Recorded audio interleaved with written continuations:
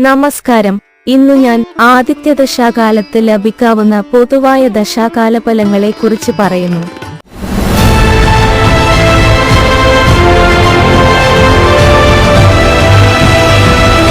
ദശാഫലങ്ങളെല്ലാം ദശാനാഥന്മാർ ജാതകവശാൽ ഏതേതു ഭാവങ്ങളിൽ നിൽക്കുന്നു എന്നും ഏതേതു ഭാവങ്ങളുടെ ആധിപത്യമാണ് ഉള്ളതെന്നും അവരുടെ സ്ഥാനബലം തുടങ്ങി ബലാബലങ്ങൾ അറിഞ്ഞെങ്കിൽ മാത്രമേ കൃത്യമായി ദശാഫലങ്ങൾ അറിയുവാൻ കഴിയുകയുള്ളൂ.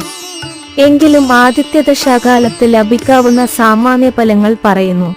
ആദിത്യ ദശയിൽ സ്വജനങ്ങൾക്ക് രോഗം, മേൽ ഉദ്യോഗസ്ഥരിൽ നിന്നും കോപം, കലഹം, പരസ്പര വിരോധം, കൃഷിനാശം, ധനനാശം, ഭാര്യയിൽ നിന്നും പുത്രന്മാരിൽ നിന്നും പീഡനം, അഗ്നിയിൽ നിന്നും അപകടം, അതിയായ കോപം അടക്കേണ്ടി വരിക എന്നിവ ഉണ്ടാകാം.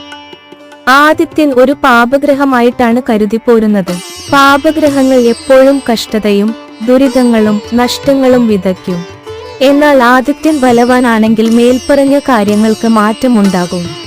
ബലവാനായ ആദിത്യ ദശാകാലത്ത് ക്രൂരത കൊണ്ടും കലഹം കൊണ്ടും നീതിന്യായ കോടതികൾ വഴിയും ധനം ലഭിക്കും. പ്രസിദ്ധിയും വിജയവും സുഖവും ലഭിക്കും.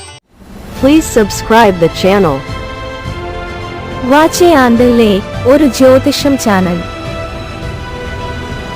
Thank you for watching.